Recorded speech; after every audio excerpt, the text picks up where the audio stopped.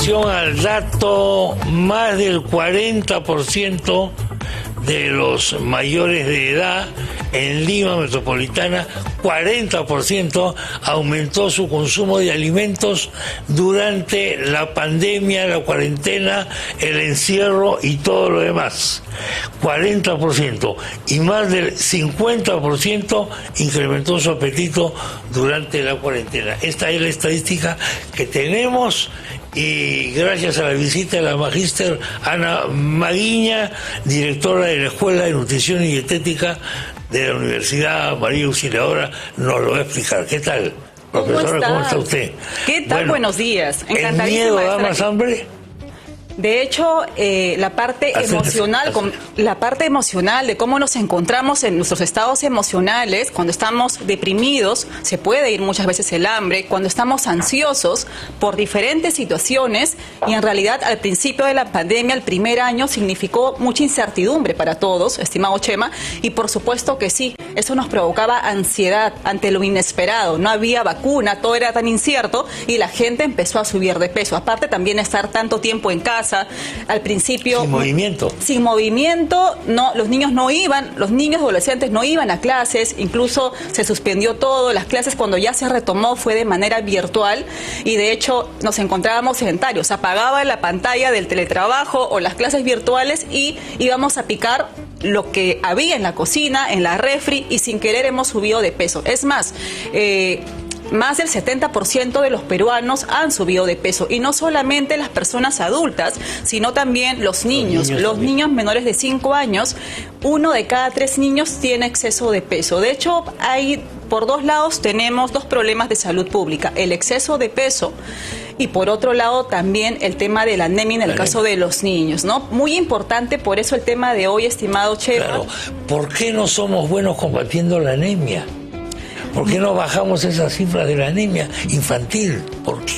Muy buena pregunta. De hecho, desde hace muchos años el Estado viene haciendo diferentes políticas a través del ente rector que es el MINSA, pero en el tema de la anemia, 4 de 10 niños, o sea, 42% de los niños menores de 5 años de todo el país tiene anemia. Hay regiones como Puno que tenemos 7 o 8 de 10 niños tiene el tema de anemia. ¿Por qué? El Estado más prioriza en el tema de la suplementación con hierro. Habría que ver si eso es suficiente. Hay muchos mitos y creencias, pero cuando vemos a un niño hay muchas cosas. O sea, podemos darle el suplemento, pero para que los suplementos se fijen en nuestro cuerpo requerimos un buen aporte de proteína. Los niños están consumiendo buena cantidad de proteína, carne, huevo, pollo.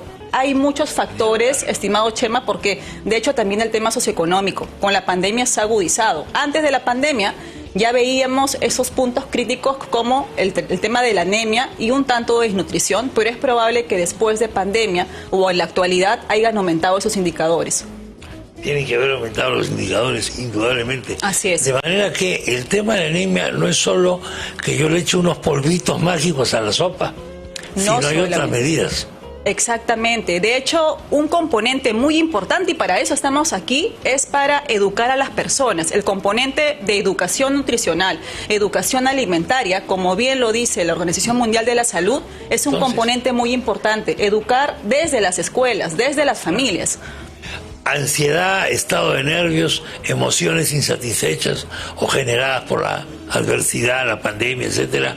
La grasa, el dulce satisface más esas enfermedades emocionales, ¿no? Exactamente, porque de hecho cuando nosotros en las tardes ya estamos un poquito más liberados del teletrabajo o el trabajo, las clases, de hecho si estamos con un cuadro de ansiedad, depresión, vamos a recurrir a algo que a nivel del cerebro nos provoque cierta sustancia y nos dé ese tema de sensación de alegría momentánea, porque de hecho hay un componente, podría ser el chocolate. Es una droga, doctor, el chocolate es una droga maravillosa.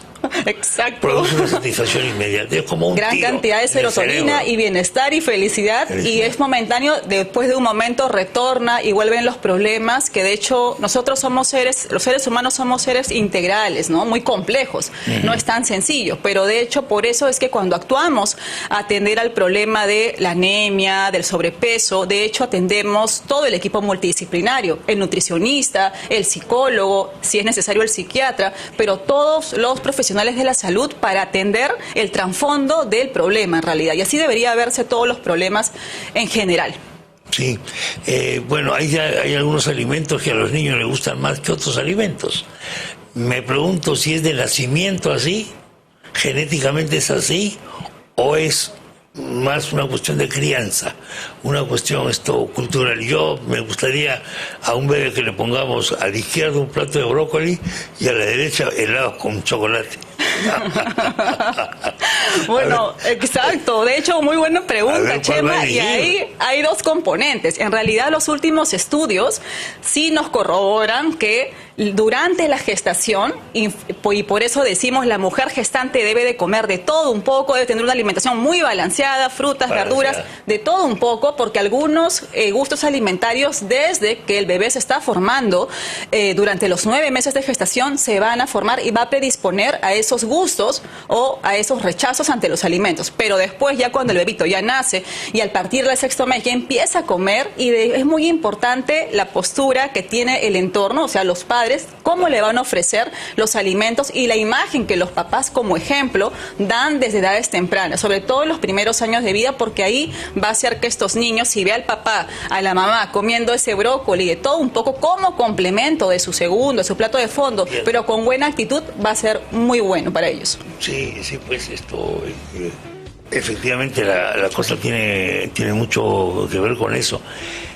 Hay un mito sobre la fruta, se lo pregunto por lo siguiente. Una época había que comer fruta, pero después comenzamos a entender de que hay azúcares, hay cosas, etcétera, y comer fruta no necesariamente te ayuda a perder peso, por ejemplo, si lo que queremos es bajar peso, sino te ayuda a aumentar de peso también. Hemos creado el culto a la fruta exageradamente. Todo en exceso va a ser perjudicial, pero sí hay muchos mitos. Por ejemplo, si un niño o un adulto aparentemente sano, que no tiene diabetes, quisiera bajar de peso y en la noche, por ejemplo, se consume una taza de yogur descremado y una fruta, no estaría mal, ¿no? De repente, sí, cuando las personas tienen ciertos diagnósticos como diabetes, en la noche no les conviene excederse en la cantidad de frutas, pero la fruta en moderación, de acuerdo al peso, no va a ser mala. ¿Qué pasa con la fruta en la noche? En realidad, Chema, un plátano a esta hora y a las 10 de la noche va a tener la misma cantidad de calorías. De hecho, hay muchos mitos, ¿no? Si una persona consume exceso de azúcares en la noche, o sea, se come 4 plátanos en la noche y en la noche no va a realizar ninguna actividad física para metabolizar y quemar esas calorías, obviamente lo va a almacenar como reserva y ahí no le ayudaría. Pero si consume poca cantidad en base a lo que requiera, su peso, su estatura, no le ocasionaría nada malo. Es más, hay frutas que digieren muy bien en la noche, por ejemplo, durazno, plátano, granadillas. Muy bueno, digiere muy bien. Un adulto mayor, en la noche que le demos incluso un plátano de isla, digiere bastante bien, mucho mejor que de repente una manzana a esa hora, ¿no? Pero en la noche sí la fruta en cantidad controlada puede ayudar mucho, bastante en realidad. Ser vegetariano estricto, o inclusive más extremista, vegano estricto, ¿ayuda o es un mito también que el día de mañana lo vamos a cambiar por otra moda? De hecho, es una moda que está en aumento en el mundo y en Latinoamérica, incluso en el Perú, viene en aumento. Es muy importante ahí enfatizar, o sea, a personas que están en crecimiento y desarrollo como niños y adolescentes no es recomendable. Incluso en Europa se prohíbe, los papás así sean veganos, vegetarianos, no pueden imponerse ante los niños, ¿no? Hasta que no tengan la opción de elegir, porque están en crecimiento, desarrollo. Recuerda, por ejemplo, Chema, que en el caso, si nosotros queremos hasta los 30 años formamos el tema de nuestros huesos, que nuestros huesos sean fuertes, la densidad. Si nosotros consumimos las bebidas vegetales, el calcio vegetal tiene un 30% de absorción, muy poquito. En cambio, los lácteos, leche, yogur, queso, su porcentaje de absorción es entre 80 y 90%. No se va a comparar. Entonces, las personas adultas que han decidido ser veganos, vegetarianos, lo primero que les podría decir es que respeto su decisión y tienen que visitar a un nutricionista sin duda, porque tenemos los conocimientos. Porque, oye, y encima si te quieren imponer eso, porque exacto, hay mucho Chema. Animalismo últimamente. Yo adoro los animales, debo decir. Yo también. Pero no tengo ninguno porque no los sabría tratar bien. Pero hay un animalismo exacerbado, en algunos casos, que dicen, yo no puedo comer ningún animal porque son mis congéneres. Y yo sé que son tus congéneres, efectivamente. Pero la historia de la naturaleza consiste en que sí se comen animales, pues. O el león que come. ¿Brócolis? Pregunto. ¿Usted no sabe lo que come? Así es. No consume ello, es carnívoro. Exacto. No consume. Entonces, ¿qué hacemos con estas corrientes que culturalmente influyen en la alimentación? Influyen en la alimentación. No comas pollo, pescado, no comas pescado, no tomes leche, huevo, peor, pobre gallina, etcétera, etcétera, etcétera. Sí, de hecho nosotros, todos los ciudadanos tenemos la opción de elegir y de hecho se respeta esas decisiones, pero también es importante que antes de tomar esa decisión, como le decimos a nuestros pacientes, tienen que informarse de las ventajas y desventajas y allí tomar informadamente la decisión. Eso es muy importante, ¿no? Igualmente, así como nosotros tenemos, siendo consumidores de los diferentes productos industrializados ante los octógonos, ya sabiendo que un producto industrializado es alto en sodio, alto en azúcar, tenemos la opción de decidir. La información previa es muy importante, ¿no? Y ya asumimos la responsabilidad de nuestros actos también, Chema. Eso por supuesto, ¿no? Condimentos de las ensaladas. Oye, el otro mito es, yo como pura ensalada y no sé por qué engordo. Bueno, ¿qué le pones a la ensalada? Primero, ¿qué clase de hierbas comes o verduras comes?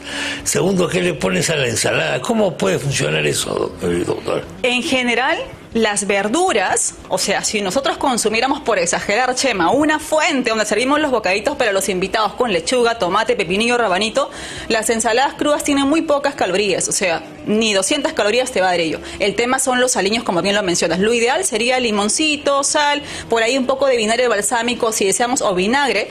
Incluso la mostaza tiene ínfimas cantidades de calorías. El problema es cuando le agregamos la cucharada o las 10 cucharadas de aceite, y cada cucharada de aceite, así sea aceite de oliva extra virgen o aceite vegetal, tiene aproximadamente 200 calorías. Y ahí viene el tema. Una cucharada, 200 calorías. Exacto, 180 para ser precisa, pero es casi 200 calorías. No nos conformamos con 200, con no, una porque cucharada, nosotros le ponemos ahí chorros. Ya. Ahora, mayonesa, ¿qué le parece a la mayonesa? La mayonesa sí, de hecho es bien calórica, es muy rica, ¿no es cierto? Pero ¿no? cuidado, además con el verano. Exacto, Cuidado.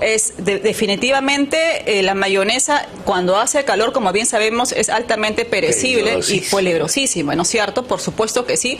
Lo que podríamos tal vez recomendarle a las personas que nos están escuchando es los aliños bajos en calorías. O sea, pueden optar de repente para aliñar muy parecido a la mayonesa, poniendo allí yogur natural. Los que se están cuidando más, de repente un yogur natural light, que también tenemos esos productos, yogur natural con un poquito de pimientita, comino, las finas hierbas también, y sabe muy rico, y sí le va a dar esa consistencia tipo mayonesa, pero con muy poquitas calorías. Bueno, pues ya lo sabemos, otro día vamos a conversar más. Ahora viene el cambio de estación también. Ojo que la alimentación también tiene que ver con el cambio de estación, con la disponibilidad. Acá en el Perú somos muy suertudos porque tenemos todo el año todo.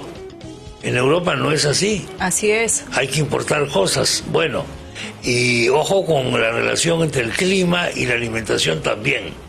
Ya lo trataremos, y la geografía y la alimentación. Lo trataremos en su oportunidad. Ana, muchas gracias por la visita. Muchas gracias a ti, querido Chema. Nos vemos pronto. Estamos en contacto.